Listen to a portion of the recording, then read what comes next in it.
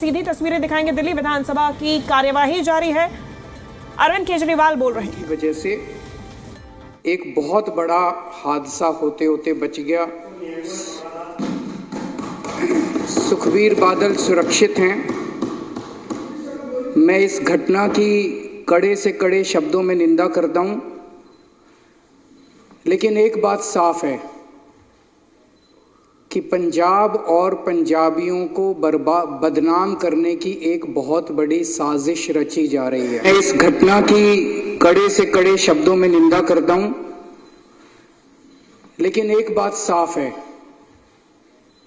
कि पंजाब और पंजाबियों को बदनाम करने की एक बहुत बड़ी साजिश रची जा रही है और इसके पीछे बहुत बड़ी बड़ी ताकतें इन्वॉल्व हैं जो पंजाब को और पंजाबियों को बदनाम करना चाहती हैं।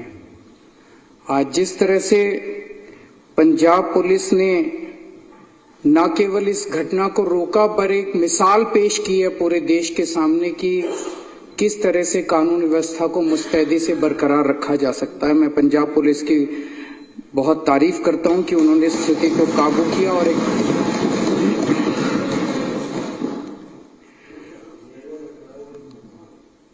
पंजाब में सुबह जब ये घटना घटी तो पूरी बीजेपी और इनके सारे नेता और पूरी मीडिया पंजाब में लॉ एंड ऑर्डर की पोजीशन को उठाना चालू कर दिया। पंजाब में तो हमने एक घटना को घटने से रोक लिया, लेकिन जब दिल्ली के अंदर सरेआम मर्डर हो रहे हैं, सरेआम शूट आउट हो रहे हैं, पूरी राजधानी गैंगस्टर्स के कब्जे में है, जगह जगह नशा बिक रहा है, महिलाओं के साथ बलात्कार हो रहे हैं, तब पूरी की पूरी बीजेपी ऊपर से नीचे तक चुप हो जाती है। और जब इनसे पूछा जाए तो इनके बड़े बड़े नेता कहते हैं क्राइम तो मुद्दा ही नहीं है, दिल्ली में लॉ एंड ऑर्डर तो मुद्दा ही नहीं है।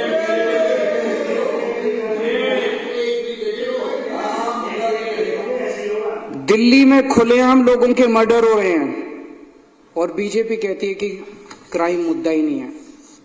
दिल्ली में महिलाओं के बलात्कार हो रहे हैं, महिलाएं असुरक्षित हैं, बीजेपी कहती है कि लॉ एंड ऑर्डर मुद्दा ही नहीं है। दिल्ली में सरेआम व्यापारियों को फिरौती मिल रही है, फिरौती की धमकियां मिल रही है, बीजेपी कहती है कि क्राइम मुद्दा ही नहीं है। दिल्ली में सरेआम गैंगस्टर्स व्यापारियों की दुकानों पे गोलियां बरसा रहे हैं और इनके नेता कहते हैं कि क्राइम मुद्दा ही नहीं है। गृह मंत्री अमित शाह की सीधे सीधे जिम्मेदारी बनती है कि दिल्ली की कानून व्यवस्था को सुचारू रूप से चलाया जाए और गृह मंत्री के घर के 20 किलोमीटर 30 किलोमीटर के दायरे के अंदर सरेआम शूट आउट चल रहे हैं। गैंगस्टर्स पूरा दिल्ली पे कब्जा कर चुके हैं और गृह मंत्री आराम से अपने घर में सो रहे हैं, उन्हें दिल्ली की कोई चिंता नहीं है। मैं पूछना चाहता हूं, क्या इस देश के अंदर एक वीआईपी की सुरक्षा और एक आम आदमी की सुरक्षा के अलग अलग पैमाने होने चाहिए? वीआईपी की भी सुरक्षा जरूरी है। आज सुखबीर बादल के ऊपर हमला हुआ, पंजाब पुलिस ने मुस्तैदी से उनकी सुरक्षा की, लेकिन जब दिल्ली के आम आदमी आज कल ट्रिपल मर्डर हुआ है देवली के अंदर, आज सुबह ट्रिपल मर्डर हुआ है। एक आदमी सुबह सुबह मॉर्निंग वॉक पे गया, जब घर वापस आया तो उसके माँ, उसकी पिताजी और उसकी बहन तीनों को उसने पाया कि उनका मर्डर कर दिया गया है। ये इनके लिए मुद्दा ही नहीं है, ये कहते हैं मुद्दा ही नहीं है। मैं पूछना चाहता हूं, क्या आम आदमी की सुरक्षा मायने नहीं रखती? क्या आम आदमी के जान की कीमत एक वीआईपी की जान से ज्यादा कम कीमती है? आप उस लड़के से पूछो जिसके 3 लोगों की मौत हो गई, उसके लिए तो सबसे ज्यादा वीआईपी उसके माता पिता और उसकी बहन ही सबसे ज्यादा वीआईपी थे। तो मैं इनको बीजेपी वालों को कहना चाहता हूं, तुम मेरे जितने मर्जी एमएलए को गिरफ्तार कर लो, जितने मर्जी मेरे ऊपर लिक्विड गिरवा लो, जितने मर्जी मेरे ऊपर हमले कर लो, मैं तो दिल्ली के आम लोगों की सुरक्षा का मुद्दा उठाता रहूंगा जब तक मेरे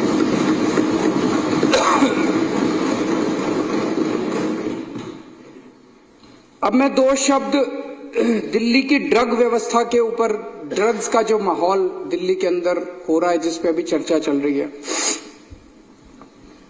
मैं दिल्ली में जगह जगह कोने कोने में जा रहा हूं। इस टाइम कानून व्यवस्था इतनी ज्यादा चरमरा गई है, खासतौर से जब से अमित शाह जी देश के गृह मंत्री बने हैं और उन्होंने दिल्ली की कानून व्यवस्था को संभाला है, तब से दिल्ली के अंदर पूरी दिल्ली की कानून व्यवस्था लगभग खत्म हो चुकी है। मैं काफी समय चुप रहा क्योंकि मैं इस पे राजनीति नहीं करना चाहता था, लेकिन जब धीरे धीरे स्थिति कंट्रोल होने की बजाय बद से बदतर होती गई तो मेरे से चुप नहीं रहा गया, क्योंकि दिल्ली मेरे ही लोग हैं। पिछले कई दिनों से जब से मैं दिल्ली के कोने कोने में जा रहा हूं, जहां भी कोई कत्ल होता है, जहां भी कोई वारदात होती है, मैं जाता हूं, लोगों से मिलता हूं। जहां जाता हूं लोग कहते हैं जी नशे की बात, कोने कोने में नशा बिक रहा है। मैं परसों माननीय मुख्यमंत्री जी कालका जी की, इनकी विधानसभा कालका जी है, कालका जी के क्षेत्र में गया, वहां पे पदयात्रा होनी थी। मैं पदयात्रा कर रहा था, लोग मेरे कान में आके बोल रहे थे, लोगों को डर लगता है बात करते हुए भी, लोग मेरे कान, सर नशे की बात भी उठाओ सर हर दुकान के अंदर नशा बिक रहा है सर, हर दुकान में नशा बिक रहा है, किराने की दुकान में नशा बिक रहा है, पान वाले की दुकान में नशा बिक रहा है, पनवारी की दुकान में नशा बिक रहा है। कोने कोने में दिल्ली को इन्होंने नशे का व्यापार बना दिया। पूरी दिल्ली के अंदर चाहे अमीर हो चाहे गरीब हो, किसी का भी बच्चा, किसी का भी फैमिली मेंबर नशे से परे नहीं है। इस टाइम स्कूलों में नशा बिक रहा है, हर कोने कोने के अंदर नशा बिक रहा है। मुद्दा ये, और पिछले 5 साल में ये नशा बहुत ज्यादा बढ़ गया है। एक मैं रिपोर्ट पढ़ रहा था, ये archives.today करके कोई वेबसाइट है, इसमें लिखा हुआ है कि कठपुतली colony, a DDA official says that ever since he joined work in the area in 2021, as many as 300 people have died due to drugs। एक कठपुतली कॉलोनी, अकेली कठपुतली कॉलोनी के अंदर नशे की वजह से DDA का अफसर कह रहा है कि 300 बच्चों की मौत हो चुकी है एक कॉलोनी के अंदर। ये कोई छोटी बात नहीं है। मैं इनसे भी कहना चाहता हूं कि राजनीति अलग है, लेकिन हमारे बच्चे मर रहे हैं। हम सब लोगों को मिलकर साथ काम करना चाहिए, बच्चों को बचाने के लिए काम करना चाहिए। इस पर राजनीति नहीं होनी चाहिए। ये नशा आ कहां से रहा है? दिल्ली में तो नशा पैदा होता नहीं है, हमारे दिल्ली के अंदर तो नशा मैन्युफैक्चर भी नहीं होता। ये नशा आ कहां से रहा है? मैं इस सम्मानित सदन के समक्ष कुछ डेटा रखना, कुछ इंसिडेंट्स रखना चाहता हूं। कहां से आ रहा है मुझे भी नहीं, लेकिन कुछ इंसिडेंट्स हैं। 1 अक्टूबर को दिल्ली के महिपालपुर में 562 किलो कोकेन और 40 किलो मैरिजुआना पकड़ा गया। ये गुजरात से आया था। 10 अक्टूबर को 208 kilo cocaine Ramesh Nagar waste Delhi से पकड़ी गई। ये गुजरात से आई थी। जब इन दोनों का पता चला, यहां गुजरात से अंकलेश्वर से आए थे, तो 13 अक्टूबर को अंकलेश्वर में वहां पे जब रेड हुई तो वहां 518 किलो और कोकेन मिली।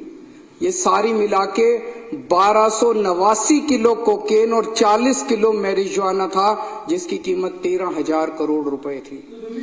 सारी गुजरात से आई थी। भाई साहब, आपके भी बच्चे हैं, आपके भी बीवी, आपके भी पड़ोसी, आपके भी रिश्तेदार, बोल लेने दो मेरे को। 15 नवंबर को नारकोटिक्स कंट्रोल ब्यूरो ने गुजरात पुलिस और इंडियन नेवी के साथ जॉइंट ऑपरेशन में 700 किलो गुजरात के तट के ऊपर 700 किलो नशा पकड़ा और 82 किलो उसी दिन जॉइंट ऑपरेशन में दिल्ली से 82 किलो कोकेन पकड़ी गई, जिसकी कीमत 4,500 करोड़ थी। वो भी गुजरात से पकड़ा गया। अप्रैल 2024 में पंजाब पुलिस ने 48 किलो हेरोइन पकड़ी, जो कि गुजरात के समुद्री तट से आई थी। मई 2022 में गुजरात ATS ने दिल्ली और उत्तर प्रदेश पुलिस के साथ मिलके उत्तर प्रदेश के मुजफ्फरनगर के एक घर से 775 करोड़ रुपए की 155 किलो हेरोइन पकड़ी, जो गुजरात से आई थी। इलेक्शन कमीशन ने 20 मई को अपनी प्रेस रिलीज में बताया है कि कैसे गुजरात जो है वो देश में नशे का गढ़ बन गया है। उनकी प्रेस रिलीज में लिखा है कि लोकसभा चुनाव के दौरान 30,959 करोड़ रुपए की ड्रग्स पकड़ी गई, जिसमें से 1189 यानी कि 30% नशा केवल गुजरात से पकड़ा गया। ये इलेक्शन कमीशन का डेटा है। गुजरात के अंदर फैक्ट्रियां चल रही हैं नशा बनाने की, नशा मैन्युफैक्चर करने की और नशा प्रोसेस करने की। गुजरात में फैक्ट्री चल रही है, अवकार ड्रग्स लिमिटेड अंकलेश्वर में चल रही है, अवसर एंटरप्राइजेज अंकलेश्वर में चल रही है, सेखा गांव भरूच डिस्ट्रिक्ट में एक केमिकल फैक्ट्री चल रही है जहां पे मैन्युफैक्चरिंग होती है, सावली तालुका वडोदरा के अंदर एक अंडर कंस्ट्रक्शन फैसिलिटी है जहां पे नशे का मैन्युफैक्चर होता है। खुलेआम फैक्ट्रियां चल रही हैं गुजरात के अंदर जहां पे, और ये नशा आता कहां से है, रॉ मटेरियल कहां से आता है, रॉ मटेरियल आता है समुद्र के रास्ते, गुजरात का जो पोर्ट्स है, मुंद्रा पोर्ट खासकर, सितंबर 2021 में 3000 किलो हीरोइन पकड़ी गई मुंद्रा समुद्री पोर्ट से, मुंद्रा पोर्ट से 21,000 करोड़ रुपए की, जो भारत के इतिहास में सबसे बड़ी रिकवरी थी। 21,000 करोड़ रुपए की 3,000 टन। और उन्हीं दिनों अखबारों में छपा कि 3 महीने पहले जून के महीने में 2021 में 24,000 किलो हीरोइन 70,000 करोड़ रुपए की बिना पकड़े निकल गई थी देश के अंदर, उसी तट से। ये अखबारों के अंदर छपा था। मई 2022 में 52 किलो कोकेन 500 करोड़ की पकड़ी गई मुंद्रा पोर्ट से। जुलाई 2022 में 375 करोड़ की 75 किलो हीरोइन पकड़ी गई मुंद्रा पोर्ट से, जो कि पंजाब ले जाई गई। जुलाई 2024 में 110 करोड़ की ट्रेमेडोल पकड़ी गई मुंद्रा पोर्ट से। ये तो पकड़ी गई, जो मुंद्रा पोर्ट से चली गई उसका पता नहीं। तो मोटे मोटे तौर पे निष्कर्ष क्या निकलता है? निष्कर्ष ये निकलता है अध्यक्ष महोदय, और एक अखबार की खबर के मुताबिक पिछले कुछ वर्षों में 2.5 लाख करोड़ रुपए की ड्रग्स जो है वो गुजरात के अंदर पकड़ी गई है। 2.5 लाख करोड़ रुपए की। इससे निष्कर्ष क्या निकलता है कि समुद्र के रास्ते मुंद्रा पोर्ट से ड्रग्स देश में एंटर कर रही हैं, रॉ मटेरियल एंटर करता है। गुजरात के अंदर ढेर सारी फैक्ट्रियां लगी हुई हैं और उन फैक्ट्रियों के अंदर उसकी मैन्युफैक्चरिंग होती है, प्रोसेसिंग होती है और वहां से पूरे देश के अंदर बांटी जाती है। पंजाब, उत्तर प्रदेश, हरियाणा, राजस्थान, मध्य प्रदेश, कहीं भी आज नशा पकड़ा जा रहा है। पता चला कहां से आया? गुजरात से आया। ये वायर मैगजीन की एक रिपोर्ट है जिसने मुंद्रा पोर्ट कौन कंट्रोल करता है? इनके दोस्त अडानी कंट्रोल करते हैं। उनके अच्छा महावर जी, अच्छी बात नहीं है ये महावर जी, अब ये ठीक नहीं है प्लीज। ये वायर मैगजीन की रिपोर्ट है जो कहती है कि जब अडानी ग्रुप से ये प्रश्न पूछे गए उनके पास इसका कोई जवाब नहीं था। ये प्रश्न खड़े करता है। मैं किसी पे दोषारोपण नहीं करता, लेकिन हम देश के नागरिक हैं, आजाद नागरिक हैं। हमारे बच्चों का भविष्य का सवाल है। पूरे देश के एक पूरी पीढ़ी खराब हो जाएगी। पूरे देश को नशे के अंदर झोंका जा रहा है और ये बहुत बड़ा षड्यंत्र चल रहा है। तो प्रश्न तो उठता है, इस देश के अंदर नशा कंट्रोल करने की जिम्मेदारी एक व्यक्ति के ऊपर है, गृह मंत्री अमित शाह। अमित शाह की जिम्मेदारी है कि पूरे देश के अंदर नशा कंट्रोल करे। उनकी आंखों के नीचे, उनकी निगरानी के नीचे पूरे देश में नशा बट रहा है और गुजरात से नशा आ रहा है। नंबर 1। नंबर 2, गुजरात उनका होम स्टेट है। उनका होम स्टेट आज गुजरात गढ़ बन गया है नशे का। और मैं गुजरातियों के लिए भी मेरे मन में सहानुभूति है, क्योंकि गुजरात से जो नशा निकल रहा है वो गुजरात के अंदर भी पूरी तरह, गुजरात के बच्चे, गुजरात के युवा भी नशे के अंदर धकेले जा रहे हैं। तीसरी चीज, जिस पोर्ट से नशा आ रहा है हम सब जानते हैं, वो अमित शाह जी के दोस्त हैं। अमित शाह जी का होम स्टेट, अमित शाह जी की निगरानी और अमित शाह जी का दोस्त जिस पोर्ट के जरिए आ रहा है, इतने बड़े स्तर के ऊपर नशा क्या बिना सरकारी संरक्षण या बिना सरकारी लापरवाही के हो सकता है? नहीं हो सकता। तो लोग ये प्रश्न कर रहे हैं कि क्या इसमें सरकारी मिलीभगत भी हो रही है पूरे देश के अंदर जो नशा बिक रहा है? और अगर सरकारी मिलीभगत है तो वो केवल नीचे के लेवल की है या टॉप तक मिलीभगत है? हमारी पूरी पीढ़ी का सवाल है। दिल्ली के, ये सारी रिसर्च मैंने क्यों की है? सारी रिसर्च क्यों? क्योंकि पिछले दिनों में जहां जा रहा हूं, कल शालीमार बाग की झुग्गियों के अंदर गया, इनसे पूछिए, जिससे मैं बात करूं वही कहे सर यहाँ नशा बहुत बिक रहा है, सर यहाँ नशा बहुत बिक रहा है। मैं परसों कालका जी गया, सर यहाँ नशा बहुत बिक रहा है, सर यहाँ नशा बहुत बिक रहा है। मैं जहां जा रहा हूं वहीं लोग नशे की बात कर रहे हैं। दिल्ली के अंदर पूरी दिल्ली के लोग, पूरे देश के लोग नशे से पीड़ित हैं। हमारे पूरे देश के युवाओं की भविष्य का सवाल है अध्यक्ष महोदय। इसीलिए मैं चाहता हूं कि अमित शाह जी इस देश की खातिर नशे के ऊपर एक्शन लेना, ठोस कदम उठाना चालू करें। नहीं तो जनता के मुंह बंद नहीं कर पाएंगे वो, जब जनता कहेगी कि सरकारी संरक्षण नशा करने वालों को मिल रहा है। तीसरी बात मैं ये उठाना चाहता हूं जो जरूरी है, वो है बिजली की।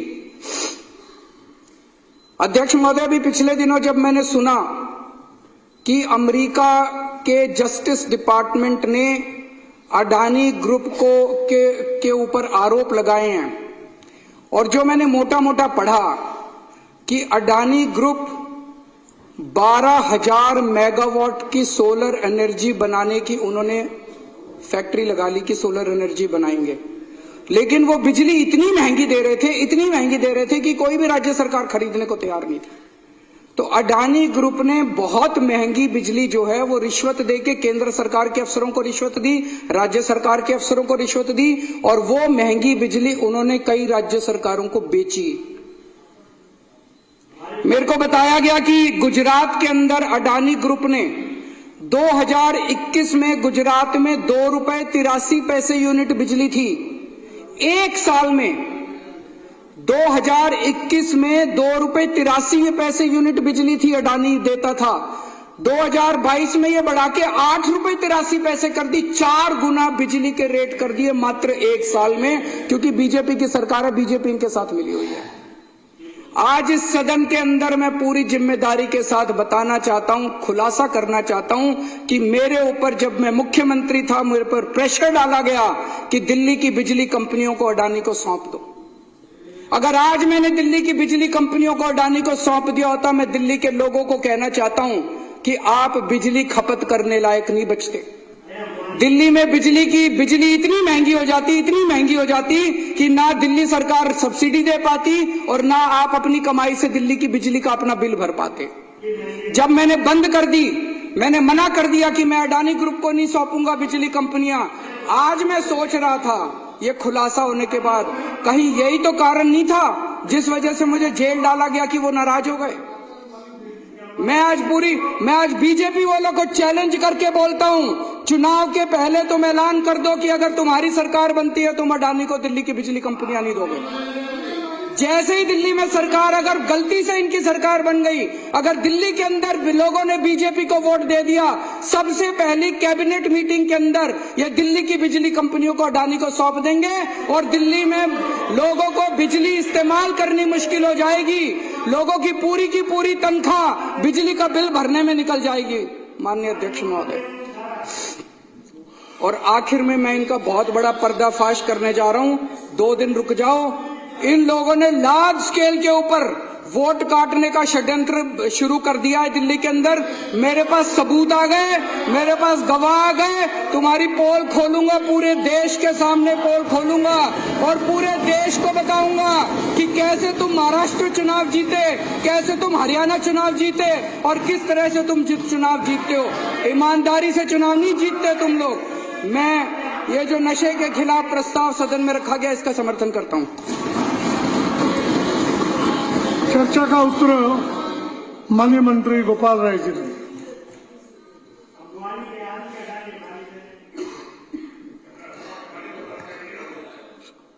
माननीय अध्यक्ष महोदय, सदन के अंदर